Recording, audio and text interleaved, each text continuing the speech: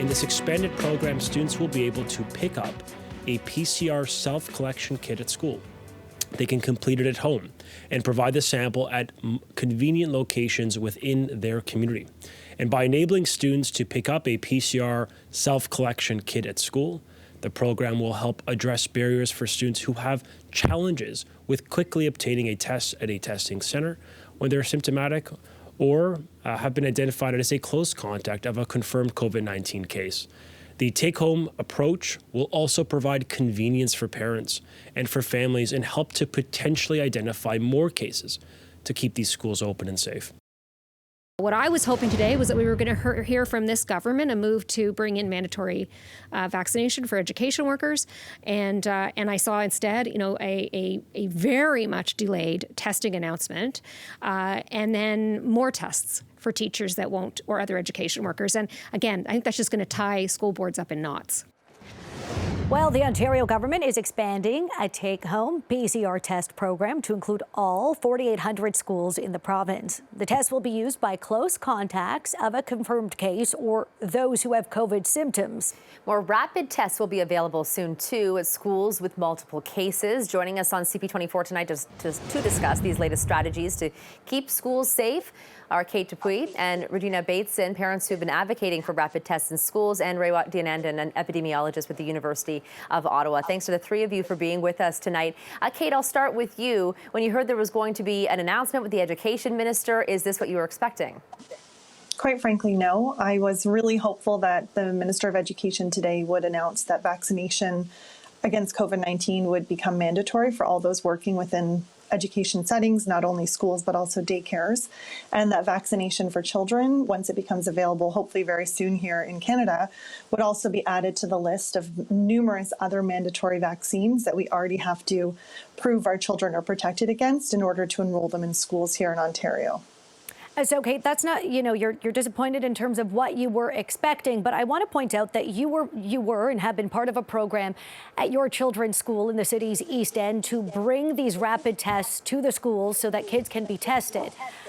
If you want to share with us, are you satisfied with today's announcement, and what holes do you see in this announcement, because it's not quite consistent with the program you've been carrying out? It's really strange because, quite honestly, I've been pretty enmeshed in this testing discussion for the last 2 months, and I don't really know of a lot of parents who've been asking for take-home PCR testing kits. I think what a lot of parents were asking for was the ability to access for free rapid antigen tests, which we could use for children who are asymptomatic. So we know that about 50% of the cases in kids, they don't even show any symptoms. And so the whole idea behind rapid antigen tests is that you test your kids a few times a week before they go into school, and if your child does have a positive test result on the rapid antigen test, then you send them to a hospital for PCR test kit.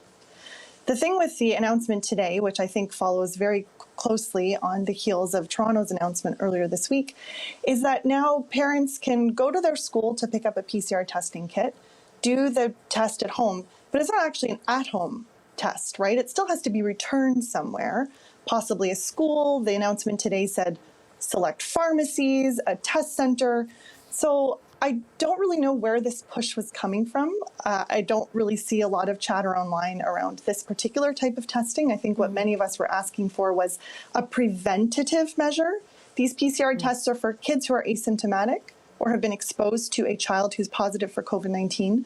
We want to try and stop cases from getting into schools.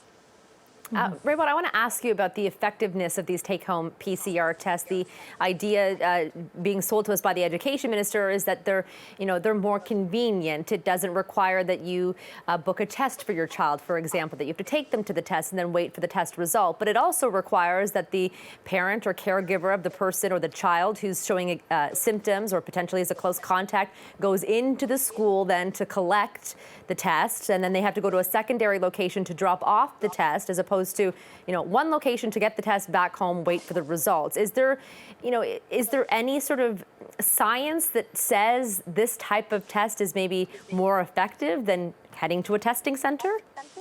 It shouldn't be more effective necessarily. Do keep in mind the parent still has to apply the test, so there's going to be a little bit of failure there as a non-expert applies the swab. That's true for the rapid antigen test as well. There is a slight advantage here in convenience. You don't have to wait in the testing center to have your kid tested. That could eat up hours of your day. You have to drop it off, sure. But there is some advantage and convenience, but it's not a game changer. This is not what we need, frankly, to really alter the landscape of COVID outbreaks in Ontario. It will help, but not a lot. What we need is rapid antigen testing at scale. We need ventilation, we need a vaccine mandate, all those other fun things.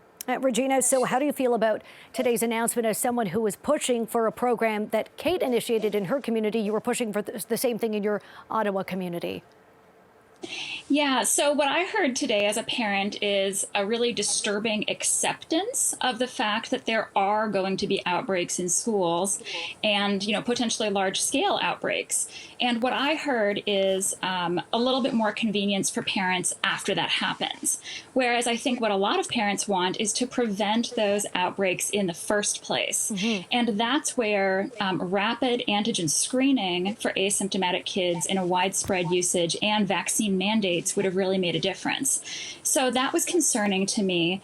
I also think that mass infection of school-aged children is not a good policy for the rest of society either. I worry about grandparents, folks who are seniors who are out in the community who are not eligible for third doses of their COVID vaccines. And I worry about the high level of spread among kids right now. I mean, in Ottawa, the rate is 71 per 100,000 kids aged 5 to 11 per week, compared to 9 for adults. So there's really a very high rate of spread still among children, and I think that should concern us all. Raywat, as the epidemiologist on the panel, we've heard Regina's concerns, Kate's concerns about today's announcements, and yours about, I'm going to call the gaps in today's announcements. Why do you think the government and the Ministry of Education chose to move forward with their announcement today, as opposed to what some of you here on this panel are suggesting, as those who have been also heavily invested in this topic? I think it's low-hanging fruit. I think it probably costs a bit less to deploy these tests. It doesn't shake the apple cart much.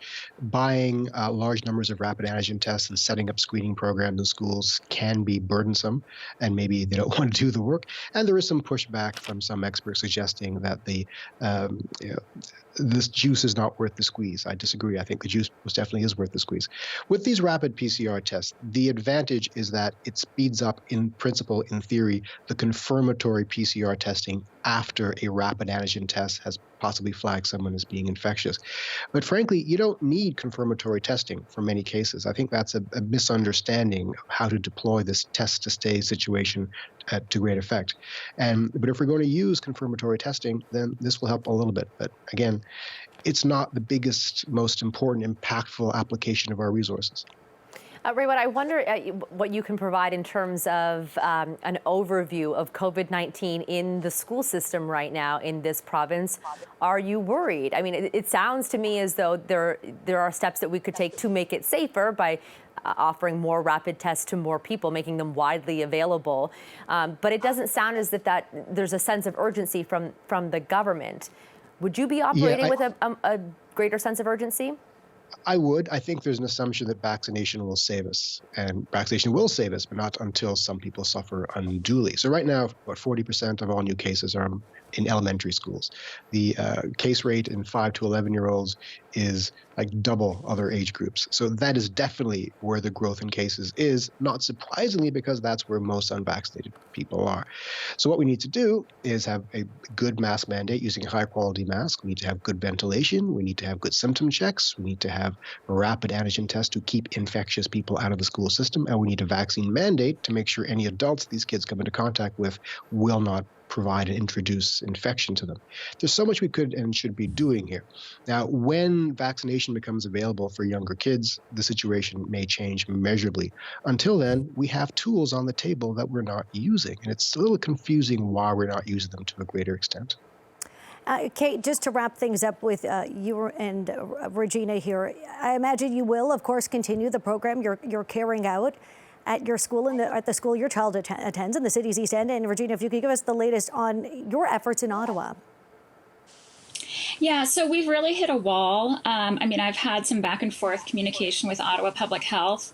They seemed interested a few weeks ago in trying to move forward with whatever rapid tests were promised by the province, but the province really downloaded that responsibility onto the health units, and it doesn't seem they've been given much support to actually implement the rapid antigen screening. So, I mean, I have gotten back in touch with them and said, we have a lot of parent volunteers, dozens who are ready to go. Can we help with this in some way? And we haven't gotten any communication back. So, I mean, those efforts are a bit stalled, but I would say that a lot of us are really looking forward to vaccinating our own kids and really hoping for a vaccine mandate that's more widespread for staff in that education setting. Raywat, we have maybe 30 seconds to get to this last question, and I want to pick up on what Regina just said there about widespread vaccines for education workers. Another signal today from the government that that's not going to happen. They're upping the weekly test to 3 for those who are not vaccinated. Is that good enough? Frankly, we don't know. I have no idea. Yeah. It probably is good enough to some extent, but it's not sustainable. At some point, they have to get vaccinated. Mm-hmm.